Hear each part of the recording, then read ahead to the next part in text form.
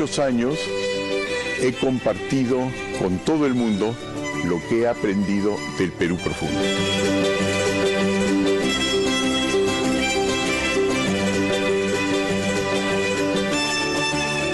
Su extraordinaria capacidad de enfrentar los problemas que los aquejan y su vocación hasta ahora frustrada para globalizarse.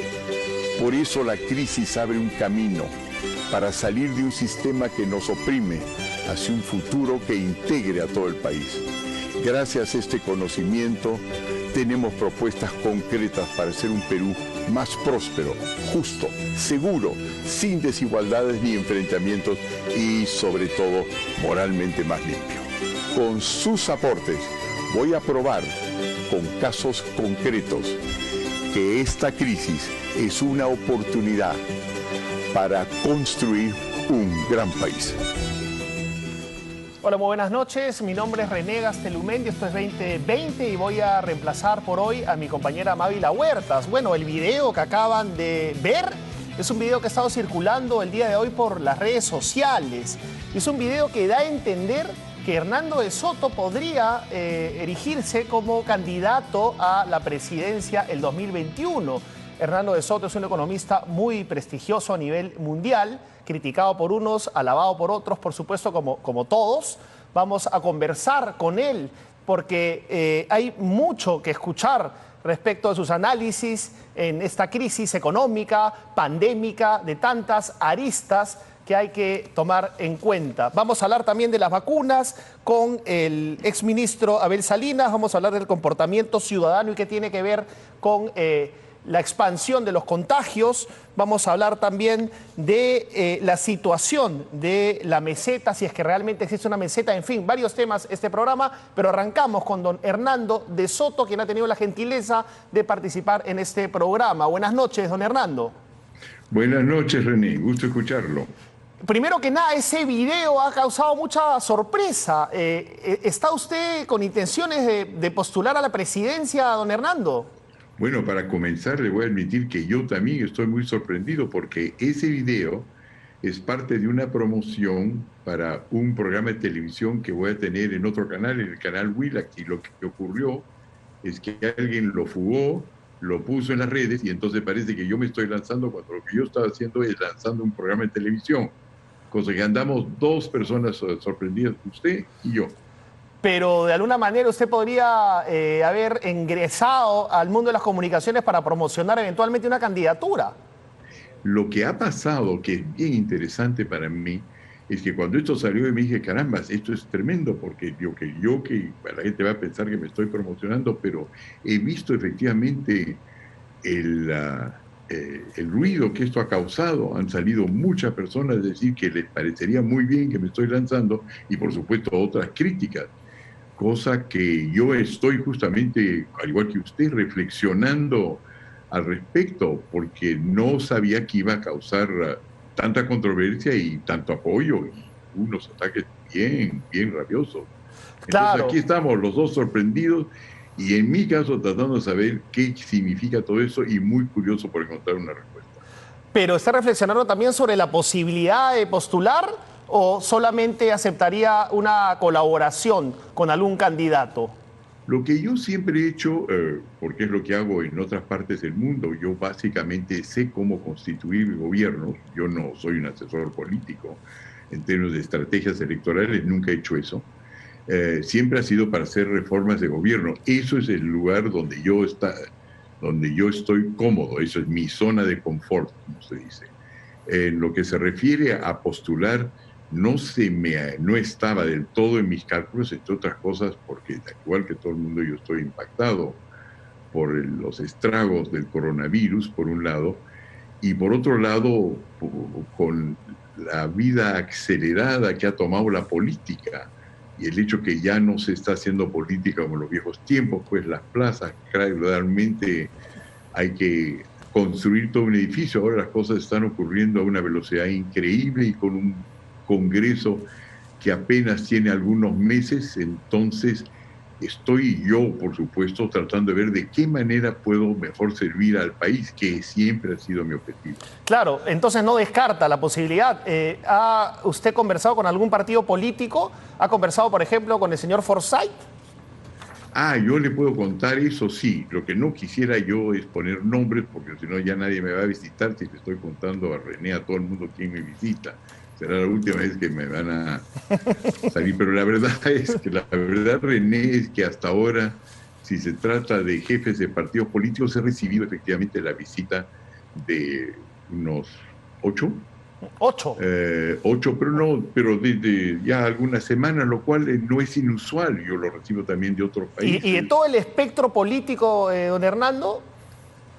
De todo el espectro político, claro. Ajá. Que sí. Ajá. Claro, porque hay propuestas nuestras que son, en primer lugar, como usted sabe, René, nosotros, en primer lugar, para comenzar, la mayor parte de mis clientes afuera, mis jefes de Estado, vienen a ser generalmente reformistas, revolucionarios, de izquierda, como ocurre en muchos países en desarrollo, pero no son evidentemente los únicos. Entonces, no es de sorprender que en el Perú, donde ya en algunos casos hay una izquierda moderna, también de ahí vienen algunas preguntas. Yo diría que probablemente, algunos 8, yo probablemente diría que la mayoría de las visitas son de partidos conocidos como reformistas, progresistas o de izquierda, sí.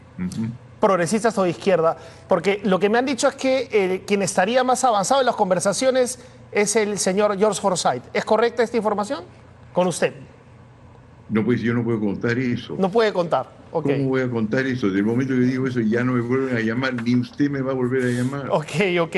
Ahora, usted me ha dicho que también lo buscan partidos progresistas, pero quienes más han celebrado este video han sido justamente los conservadores. Entonces yo quisiera preguntarle a usted, ¿es usted conservador? No lo creo. No, eso es bien interesante, ¿no?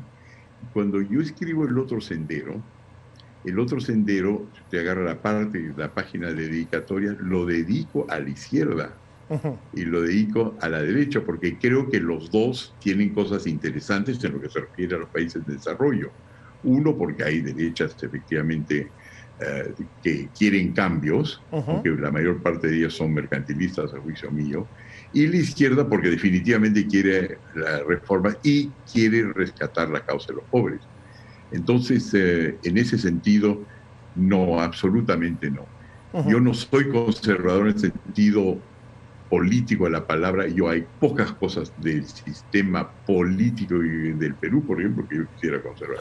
Pero me refiero a puntos un poco peliagudos, don Hernando, por ejemplo, el matrimonio entre personas del mismo sexo, el aborto en casos de violación, la legalización de la marihuana medicinal, ese tipo de cosas que son básicamente los que generan estos enfrentamientos entre los sectores progresistas, que no necesariamente son de izquierda, sino son progresistas, pueden ser de derecha también, y los conservadores.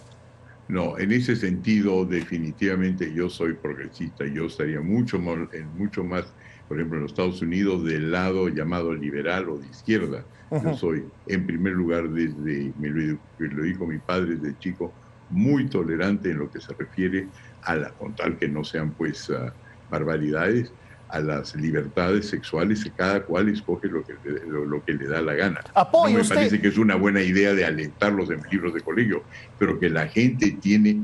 Le voy a decir cómo viene la cosa. Me acuerdo haber leído a los 16 años, en esos momentos, hace ya un buen tiempo de eso, un libro creo que se llama Masters and Johnson, en la cual se hacía un análisis de que era la homosexualidad.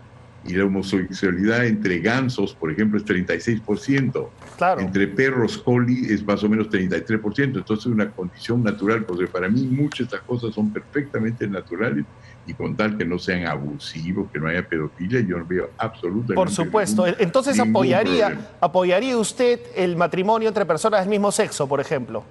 Yo no tengo problema con eso. Si nosotros tenemos derecho a ceremonias, bueno, ellos tendrán derechos a sus ceremonias. Una ceremonia es una ceremonia. ¿Por qué se le va a prohibir?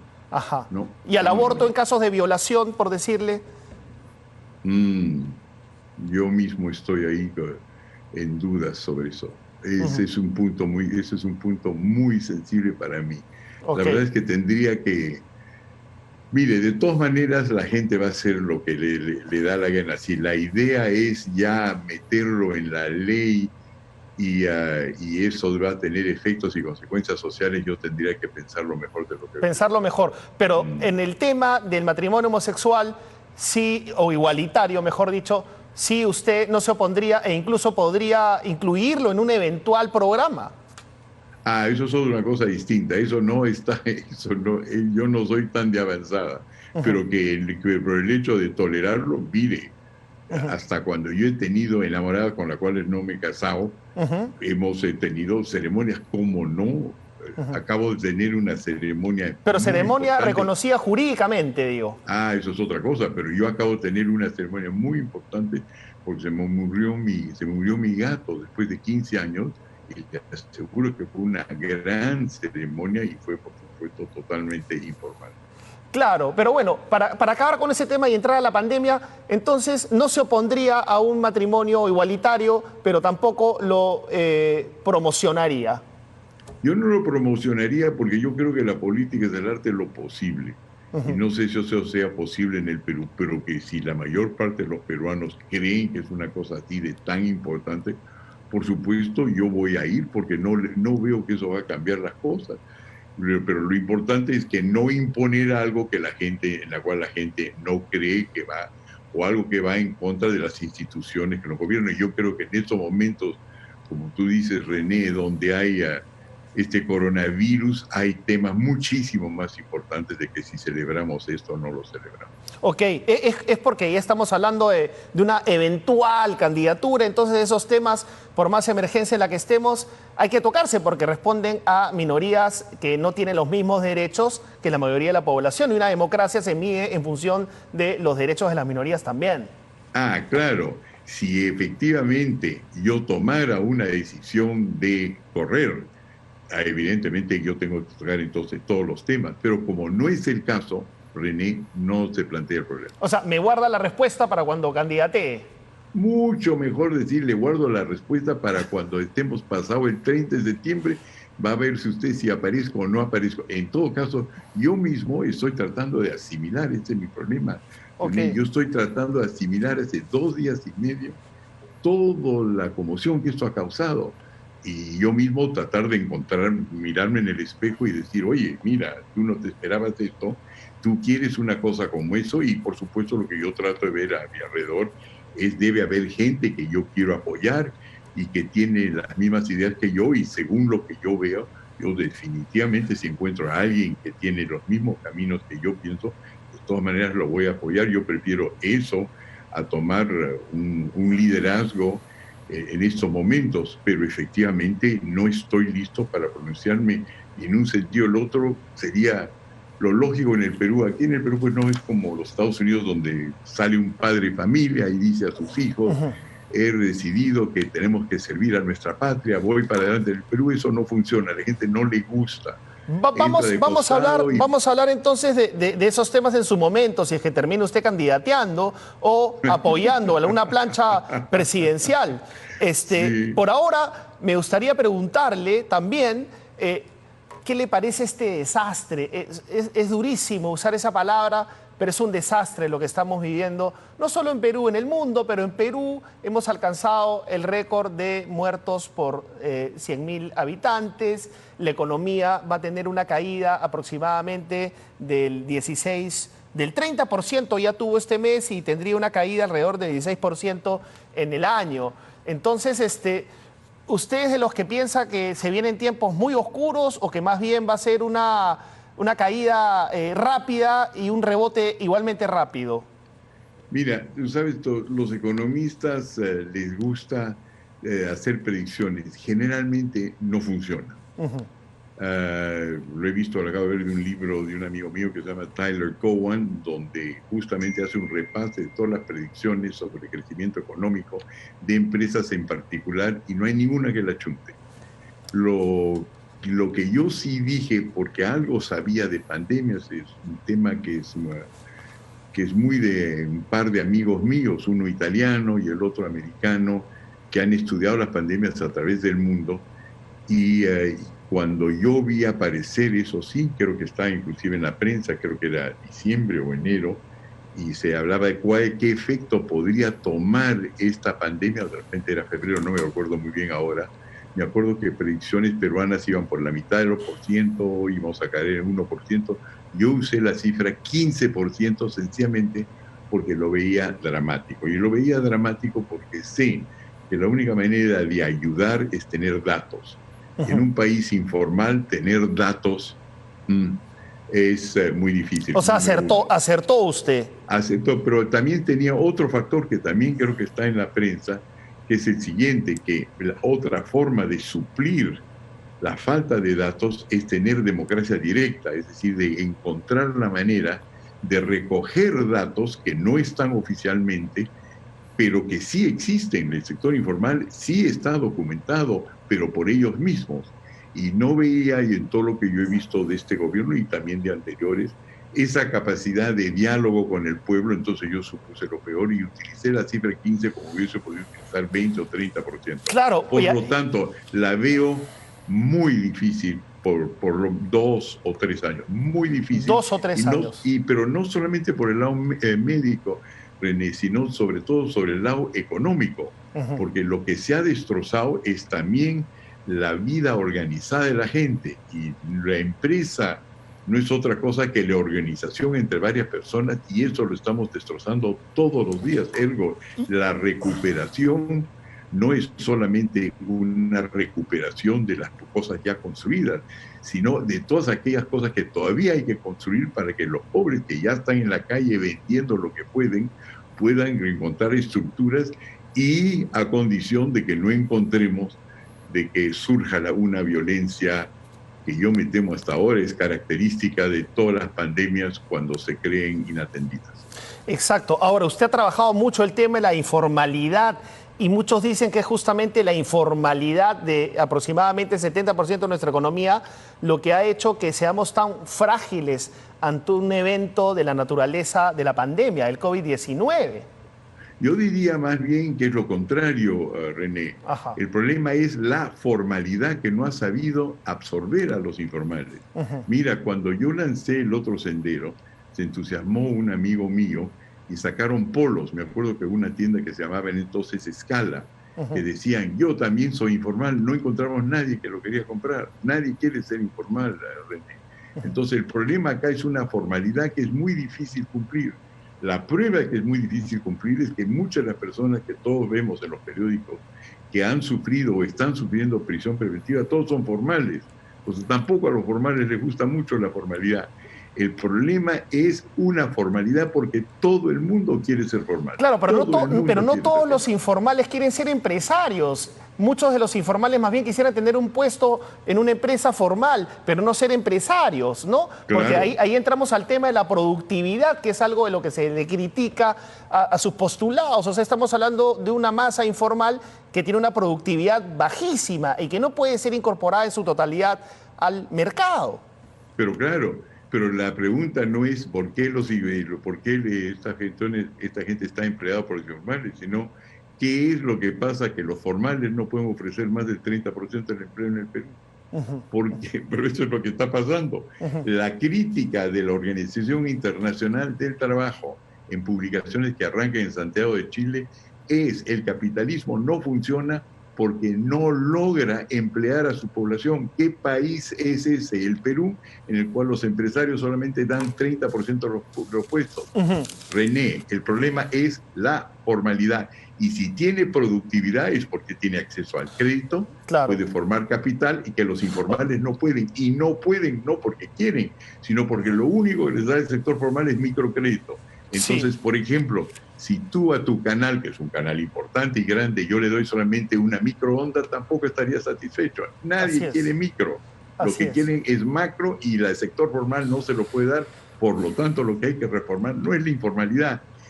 La formalidad, o sea, pero ahí entramos... Va a desaparecer, la informalidad va a desaparecer en el momento que hay una buena formalidad. Prueba de ello es que todo peruano que va afuera, la primera cosa que quiere es tener una tarjeta que claramente lo identifique como sector formal. Sí, vamos a hablar también de la flexibilización porque veo que usted está proponiendo de alguna manera flexibilizar la formalidad porque los resultados no están a la vista. Y también le quiero preguntar sobre las grandes conversaciones que tienen que haber, por ejemplo, el Pacto Perú, minería y sector salud. Pero esto, por favor, don Hernando, tras la pausa. Le ruego que nos espere, por favor, unos segundos.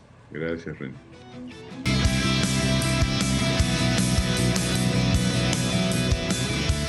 Don Hernando, antes de seguir con los análisis, quería preguntarle su opinión por el papel de la ministra Alba en esta pandemia, su expertise, su conducta, sus planes, sus propuestas, ¿le han parecido adecuados?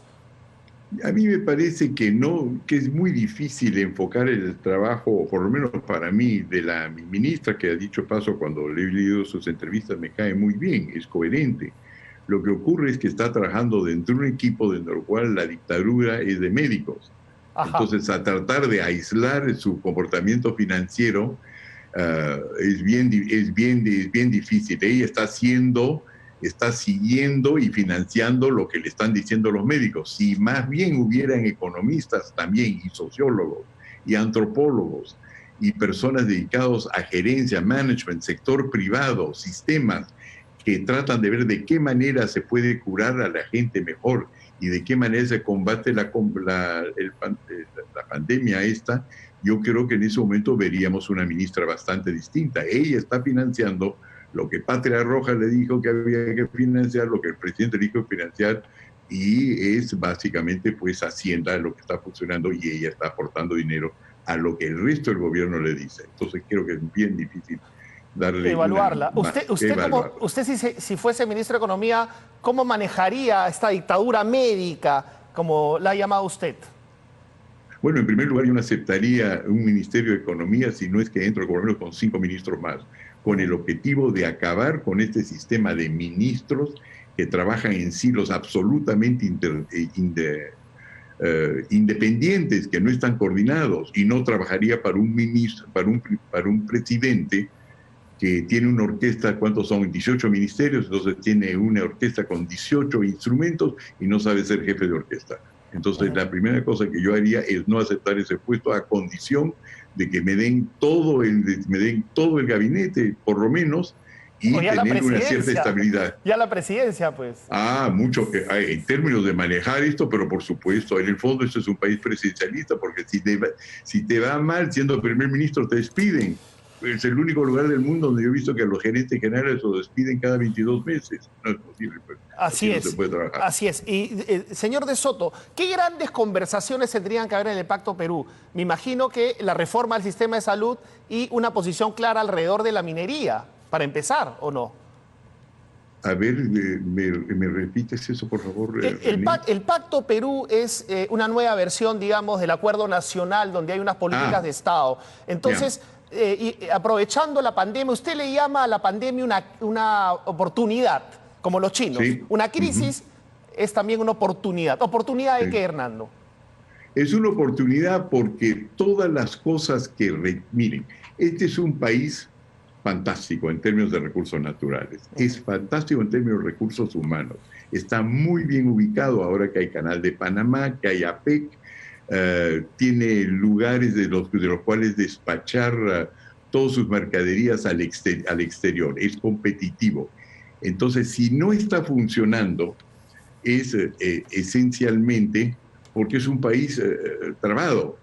Es trabado y lo sabemos todos, es un país en el cual, mire, solamente para combatir el coronavirus, entiendo yo, ya se ha aprobado más de 1000 normas. Entonces, si usted quiere realmente entrar a ver de qué manera productivamente va a cambiar la situación del COVID-19, tiene que ya lidiar con 1000 normas nuevas. Entonces, así no se puede trabajar, así no se puede enfocar. Uno se vuelve un lector de normas y leyes. Entonces, ¿qué es lo que significa la crisis? Es que la cosa ahora está tan mal que ya no tenemos que someternos a una serie de leguleyadas que nos dicen no se puede cambiar esto por esta razón o no. Ya estamos en condición de hacer cirugía y cambiar todo lo que está mal en el Perú, porque todo el Perú ya quiere un cambio radical. Y si quiere un cambio radical, entonces ha sido, desgraciadamente, pero así es, ofrecido por la crisis del COVID-19 y esa es la oportunidad. Y dicho de paso, no es solamente oriental, hay las dos caras de Jano que también son occidentales. Todo el mundo está de acuerdo que una crisis es una oportunidad. Por ejemplo, claro, pero cuando te duelen los dientes... A Vizcarra no le alcanza el tiempo, señor de Soto. ¿A Vizcarra no le alcanza el tiempo, o sí? Yo creo, mire, de repente estamos frente a un Rocky Stallone, ¿no? Y de repente cae en la lona y se levanta rápido, pero no parece muy probable, ¿no? ¿Pero qué haría usted? ¿Qué reformas concretas haría usted de acá al 28 de julio del 2021? ¿Qué se puede hacer? La primera cosa es saber qué está pasando en el país. Yo no creo que el gobierno tiene la menor idea de lo que está pasando en el país. Hay gente que en los sectores D y E, en la sierra, por ejemplo, se están muriendo como mosca. En otras palabras, no tienen dónde ir. No tienen enfermeros. Mire, la mayor parte de los médicos en estas áreas ya salieron porque el Estado les ha dado la libertad de ser desplazados de distintos otros lugares y nadie quiere estar en lugares de permiso. Entonces, la primera cosa que hay que hacer es saber la cosa siguiente. ¿Qué es lo que está ocurriendo? Para eso se introdujeron en la Constitución de 1993 una serie de mecanismos que incluía el referéndum.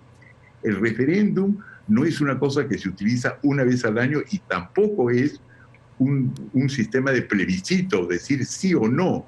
Es un mecanismo, al igual que varios mecanismos aprobados desde que la OIT puso el mecanismo de consulta para darse cuenta qué ocurría en lugares específicos. El defensor del pueblo que fue creado y lo diseñé yo y lo comencé a implementar yo en 1984, no era para quejarse, era para averiguar día a día dónde se tenía que ajustar el trabajo y no solamente quejarse, sino poder proponer soluciones porque se sabe lo que pasaba. Este es un gobierno, no este gobierno, porque no hay que culparlo al presidente Vizcarra de todo, pero hace mucho tiempo que los políticos en el Perú han decidido que una vez que llegan ya han leído sus libros y saben las soluciones. No, esto es como un paciente. Hay que conocerlo, hay que conocer el país. Hay que conocer el país. Y con respecto a la reforma de salud... Hay que ponerle un estetoscopio al pecho todos los días. Y con respecto hay que ponerle un estetoscopio. Al sistema de salud. René, ¿se te ocurriría manejar tu automóvil si tus agujas no te dicen a qué velocidad está yendo? ¿Se ocurriría meterte en un avión si tus agujas no te dicen a qué altura estás, cómo va la presión? ¿Qué institución sería el estetoscopio? ¿Qué institución podría representar ese papel? Son varias. En primer lugar, una descentralización bien hecha, número uno. Número dos. Segundo lugar, una prensa transparente que no está subvencionada por el Estado, cosa que pueden decir ciertas cosas y no decir otras. En tercer lugar, todos los mecanismos de consulta previa que están en una serie de instrumentos internacionales, uno de globalización correcta, otro de la 169, en las cuales yo participé y que ahora son parte de 1.495 leyes que han sido aprobadas, que son vigentes en el Perú y que no se utilizan. Bueno, tendría usted que tener un Congreso mayoritario, porque si no es imposible, para empezar, por el sistema. No, se exagera la fuerza del Congreso. Te voy a decir por qué. Si tú agarras todas las normas que se aprueban en el Perú, ¿no es cierto?, las 30.000 más o menos al año, el 98% parte del Ejecutivo, solamente el 2% viene del Congreso. El problema no es el Congreso. El Congreso es la forma más transparente que tenemos. Nos puede gustar, no nos puede gustar. Pero le pueden bloquear políticas de Estado, le pueden censurar gabinetes. Entonces pueden hacer un contrapeso negativo también, no saludable. No, eso depende de cuáles son las reglas del Congreso, pero este Congreso, lo siento enormemente, este Congreso, que yo estuve en contra de vacar el Congreso, pero este Congreso lo diseñó el presidente. Este Congreso lo diseñó el señor Salvador Solar. Este Congreso no nació solo. Alguien lo diseñó con esas reglas. Lo generó, pero la población lo diseñó. No, pero depende pues qué poderes se le da. Se ha dado un Congreso que en primer lugar tiene un solo año. Entonces, ¿qué le parece lo de la ONP, por ejemplo, lo que han aprobado para dar o devolver, esa palabra es discutible, devolver fondos hasta 4.300 soles a quienes aportaron a la ONP? Ese tipo de medidas que está aprobando el Congreso o lo que ya fue desestimado por el Tribunal Constitucional de no pagar peaje. Mire, la madre del cordero es que están gobernando a ciegas y es era perfectamente predecible, además yo lo dije, si usted tiene un congresista que es esencialmente un animal político, así como yo soy un animal social o un animal económico, que son animales políticos, y les da un año para hacer su marca, esto es el tipo de iniciativas que usted tiene que esperar. Han eliminado a todos los partidos políticos, no han escuchado a los centros de investigación, me han mandado a mí 5 ministros a los cuales yo he dado consejos, no me han vuelto a llamar, y eso ocurre con todo el mundo. Entonces, si están sordos y ciegos, este es el resultado. No es un problema de si haber Congreso, no. Es como un mal médico, lo mató, eso no quiere decir que la medicina está mala, quiere decir que de vez en cuando hay un mal médico. De acuerdo. Para terminar, señor de Soto, usted, digamos, tiene muchas ganas de solucionar los grandes problemas del país, pero pareciera que nunca lo dejan. Oiga, ese es el drama de mi vida. Ese es el drama de mi vida, René. Tantas cosas que he querido hacer, tantos amores que no han sido recíprocos, es un drama para mí. Así es, René. ¿Pero tiene la fórmula para todo, don Hernando de Soto? No para todo, pero para bastantes cosas sí. Ajá. Las he estudiado. O sea, ¿tiene la receta para poder salir de esta crisis? Tengo la receta principal, y la receta principal es la siguiente, que yo no entro sin estetoscopio.